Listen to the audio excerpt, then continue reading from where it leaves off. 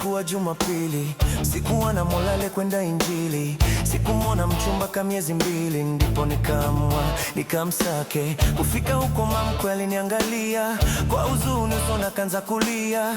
Nikamshika na kumkumbatia bila kujua na lilisha nini. Ndipo yeye akanisimulia ugonjwa uliompata mchumba wangu. Daktari hakuweza kutibu na pale pale mchumba katuaga.